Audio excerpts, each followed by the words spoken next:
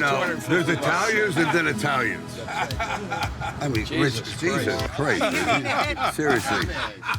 It's great to be back and reacquaint yourself with old friends that you haven't seen for a long time, and you just pick it up. So, as I was saying, you just like eliminate all that time gap and just hit it like you saw him yesterday. Al, stop hiding. Sure. They're doing home movies on me. Hey, man. Yeah. Come here. So good to see you, man. You look great. Al Pacino and I crossed paths in 1977 when I wanted to do Paradise Alley with him. Of course, he was busy being the great actor that he is. This is so interesting. Like, I feel as though I just jumped into Stallone world. They did. It's wonderful. But we stayed in touch all the time, and I have the utmost respect, and I know eventually it's going to happen. Can you play an Italian gangster? Can you pull that off? No. I don't think I can play it anymore. Oh, How do you do it please. again? I got a feeling you'll Give have... me a couple of lines. You keep pulling me back in. Oh, pulling me back in. I was not very scholastic, to say the least. I had a .89 grade point average. You didn't have a 1 point something? Not even 1 point. But at the very end of the first year, I had a 3.5. That's average. amazing. There you go. That's because we stole the exams. Oh, okay. It was on the 4th floor, so there were some young mountain climbers. I hired them. So they climbed up the balconies, took the exams, brought them to my room. I mean, that is wild. That is wild. You should write a movie about this. No, it's just a normal day. Woo! My brother has a gig in Atlantic City. I haven't been here since I was 14 years old, where I found a toe on the beach. I don't want to get into that. It was just floating. I did find a toe on the beach. The toe had a Band-Aid on it. Are you serious? Can I make this up? And I'm so happy that you came over. And I mean, I was thinking back, you have known Sly for now 35 years. Just as long as you have. Listen, you were on what, our first date? No, the first I date. was there the night you met. And first date, like second date. I remember we met at a restaurant. Right. I remember vividly the first time I met Jennifer. I was in this dark restaurant with a few people. And it's you and I, and we've never gone out in Hollywood really before. She came in and, whoa, something happened. I'll never forget seeing his face when he saw you for the first time. I witnessed it. I just felt like this jolt, like, oh, did we just have a minor earthquake or something? Like, We just hit it off. It was crazy. Like, we were inseparable all night. And remember we went to that club downtown? Third wheel. You were the third wheel, but you were a great, lucky third wheel, Kirsten. I said, why don't we go to a club or something? She goes, okay, but I'll follow you over. I just want to be in my own car. No, he's like, come in the limo. We're like, No, we're no, good. we're good. I've got the Dodge Duster parked out back. We'll follow you We there. got it. So I walk outside, and she has this Dodge Duster primer-colored, missing one headlight, The speedometer didn't Speedometer didn't work. The gas gauge didn't work. and a gas rag hanging out of the back like a Molotov cocktail. I was like, yeah, because I don't have a gas cap. Things, as they say, happen when you least expect it. Nobody knows what life is going to bring. And then 35 years later, you look at your beautiful family and you realize you're the luckiest son of a bitch in the world. So everyone wonders how you stay so trim. This is it. And this is it. How'd you like the first day in front of the camera? I had a great time. You did. Yeah. I was super nervous because it was my first time ever doing it. Wow. And I was thinking, I can't believe this is happening. It was surreal for me. I'm looking around and go, what's my daughter? Hey. Today was a milestone. It was. It is. When my dad gives me compliments about acting, it really just motivates me to keep going forward. And I realize that I'm doing something that I love. You know what made it so much more comfortable? Your crew is so great. They were so nice and they're so warm. So I'm glad you took that away, that these people around you have their blood and guts and a soul, and they're not just there. You know who really taught me that? Who? Dolly Parton. Really? The best. So, Dolly Jr., learn that, okay? I have to say, she blew me off the screen. You can't have two firsts. That's it. There's one. That's it. You get one shot at it, and you did it. You succeeded. That was the biggest compliment you've ever given me. I love all this. Okay, no. Wow, I didn't know you had house guests. Oh, yeah. Oh my God, great. Good to see you. You know, I've heard of house pets, but seriously, Lula and Whiskey, they come to visit me like here in the office, a special day out. Sometimes I walk them around down by the beach. You know, they Yeah. always look at the dogs, and the dogs look at them. No, you kind of don't. like, yeah, absolutely. come on. Yeah. What happens when they drop a steamer here? So what? They just clean it up. I'm not worried about it. Arnold, my God, what a relationship we've had. Let me show you around a little bit. I came into California for the weekend. And while I'm still going back and forth, I'm in Tulsa King for months. So it's great to be back and then catch up a little bit. This is the famous Conan sword. This is it? Yeah, this is it. It's 11 pounds. No, this is not the shoot. This is just a cut. Show the plate. Oh, sorry, see. Show the plate, exactly. I'm getting Chest Conan out. lessons. Chest out.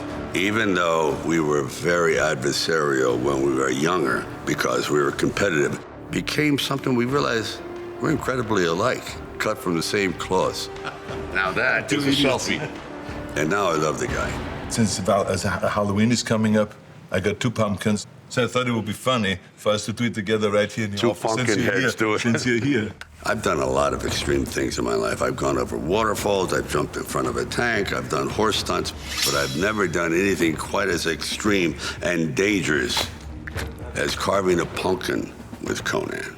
Anyway, as they do. Yes! I'll be done by the time you get the head off. Rip your brains out. There's a reason I play Rambo. I'm sloppy. This is the way I write a screenplay. Just go for it. No. I think that's like my mouth.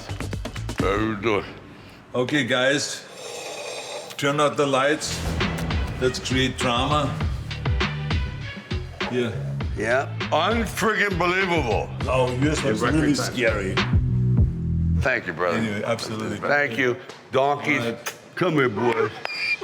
Hey, don't be an ass. Welsh Avenue. Now we're starting to get into the hood a little bit. See right there? I got into the fight with the McEwen twins. Oh, this is funny. First time we got kicked in the groin right there. That hurt. Jim Pomponi lived there. Jules Vasali. Betty something. Is this your house? No, that one on the right. Oh. Right there. I lived here about 7.5, 8 years. That was when I started to act. That's when I started to write a little bit. When I was in that house, I was kind of a scrawny kid. I could spend a lot of time alone, and I would literally put on musical scores, and I would move around that room, play every part. Literally, I'd spend hours and hours just doing these odd routines. So I realized I was not fit for the normal world. I was always going to be somewhere in the world where you had to create your own little universe. Wow, wow, wow. This is Hi. so cool. Can we go inside? Sure.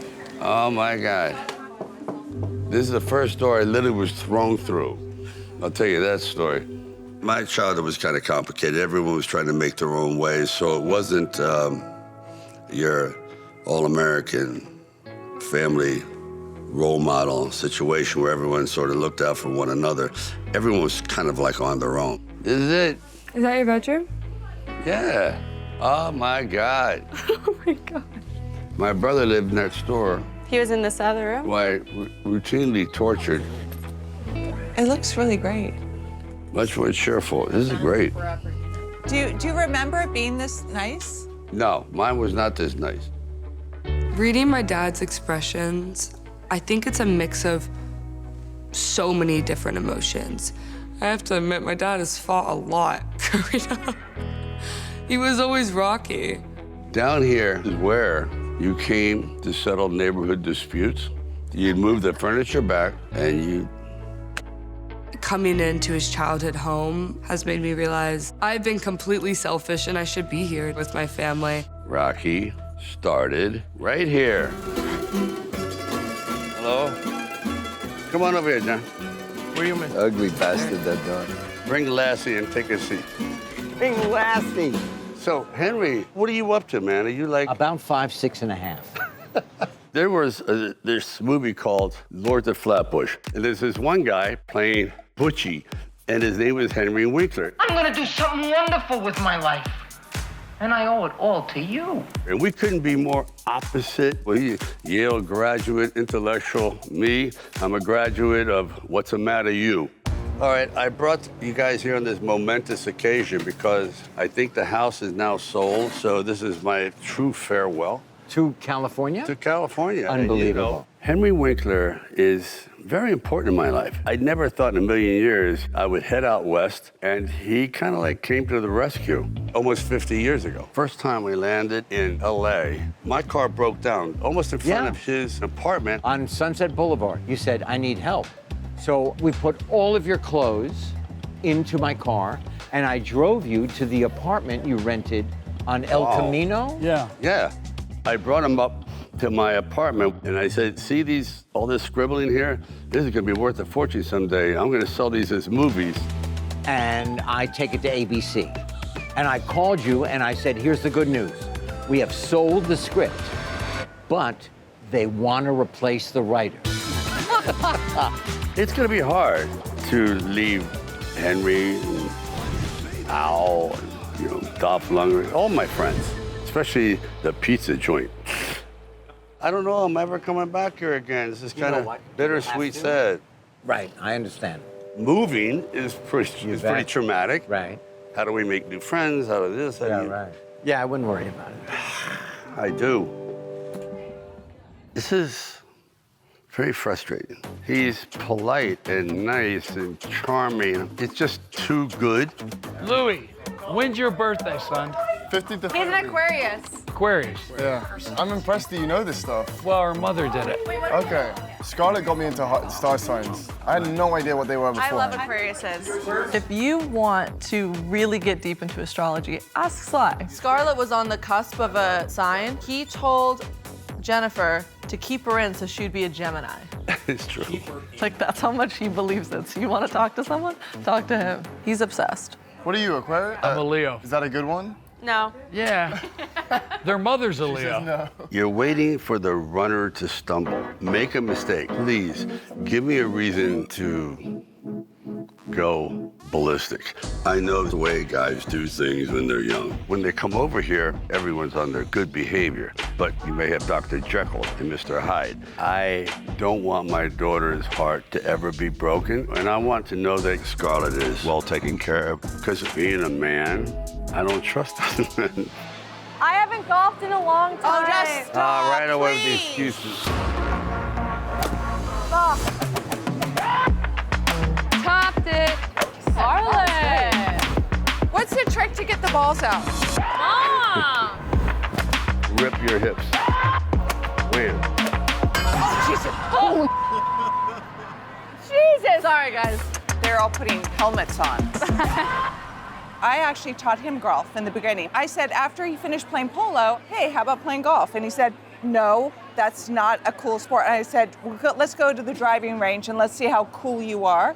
He couldn't hit a ball. And from that minute on, he's been playing golf for the last, what, 35 years? We had our honeymoon on a golf course. That's so not romantic.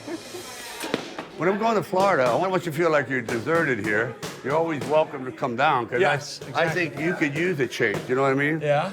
Bang, bang. I loved boxing as a kid. Little did I know that 25 years later, boxing would change my entire universe forever. Because boxing is about fighting against overwhelming odds. Guess what? Welcome to life. Hey, fellas. Oh my God, the Mr. Grillo. How are I you, love this Mom? guy. Come over here. Why don't you have any gloves on? I see him hitting you, and I don't like it. I wrote a screenplay called Homefront, starring Frank Grillo. He was the bad guy. You got 5 seconds before I drill your skull into this table and then into the floor. You understand me? Where is Mark? He's as crazy as I am. A real badass. Last time I saw you, you were holding your back. How you feeling? How you feeling? I thought I was going to be okay. You know, I had my back operation, which you should never do your own stunts. And now I have to have another one this Thursday. because like my legs are like numb. That's why I'd like to bounce around in here, but if you feel like you're gonna drop. I mean, but you're still moving. I'm still moving okay, Yeah. but that's called like moving. Is that like real moving? It's like, yeah, okay. I know. So they gotta go in and do a little drilling again. There's something kind of romantic about doing your own stunts. There's something very unromantic about after doing your own stunts. Here we go again, it's back operation season.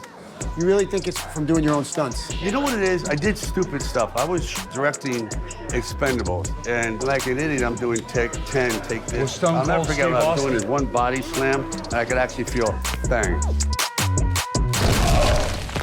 Stone Cold Steve Austin when you got slammed Steve on the Austin, wall. when he- That when started it all. And Steve knew because he had done it too. And I'll never forget Steve going, oh. I saw his face. He went like, he felt, Really? oh, he felt horrible. Yeah. I never recovered from Expendables 1. After that film, it was literally, physically never the same. So I warn people, don't do your own stunts. But anyway, if they ever need a remake of The Hunchback of Notre Dame, I'm ready. I wanted to do a surprise for the girls, so I was thinking, what can I do? Take them on a tour of the haunts that my brother and I used to roam in New York City. Girls, you ready for the tour? Let's do it. All right. This is where it is, honey. This is where my brother and I lived in the early 70s for like $80 a month. This is so fun. Now, you see this hotel? Yeah. That's where your dad worked at the deli where he got fired. It was No. called the Dover Hotel. Oh my gosh. And my step-parents had an apartment there. Of course, they never let us stay there. This theater was called the Coronet Baronet Theater. This is where Rocky premiered on the East Coast. That afternoon, we went in there, they had a sneak preview, and I'm sitting there with your dad, and people started walking out. He was devastated, going, oh my God, it's a failure. That night, when it opened, you could hear the cheering out on the street from inside the theater. And that's Sly and I in this theater, Rocky. That was the last moment of anonymity. Is that the word? I don't know what the it is. Anonymity. What's wrong with me? I think I did get hit too much. I've been waiting to come to this place.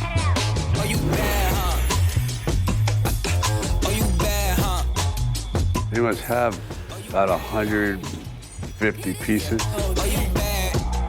Growing up, I spent a lot of time alone, and I started to just draw. So I've been painting, my God, 90% of my life. It's truly a one-man sport, whereas acting, I need the help of 100 people. Painting, you're on your own. This is the purest communication you can have with your inner thoughts, just free-flowing, and then eventually, wham, it comes out as this. Like a Rorschach, almost. Exactly. This is 100% you, 100% of Stallone. A permanent record. Really, his painting is almost a diary to him. And if you really look at his art and how it evolves, I can tell you those were really, really hard years or sad years for him. The older star, then the fallen star, and each one is represented by colors. I can see like the happier times and his art totally changes. Actually, this one here, this is Scarlett. Oh, wow, yeah. Yeah, heavy paint, more figurative. She was so difficult to pin down. I like this painting, actually. Well, because I'd like to get out there and start to show it. I haven't been able to do that. I've had a few shows. I had one in Russia, I had in Germany, Toronto. So I just need another venue in America. But there's a stigma. If you're not a specialist in one area, it's kind of hard sometimes to be taken seriously, and I totally get it. I totally get it. I'm skeptical when a singer says, I want to be an actor. You go, oh. If you're known for one thing, acting, right away when you want to become a director, they go, but you're really an actor. Well, the same thing with painting. And I've always considered that wrong. It becomes a very elitist and protected by certain vanguard individuals who think only a painter can paint and he can't do anything else.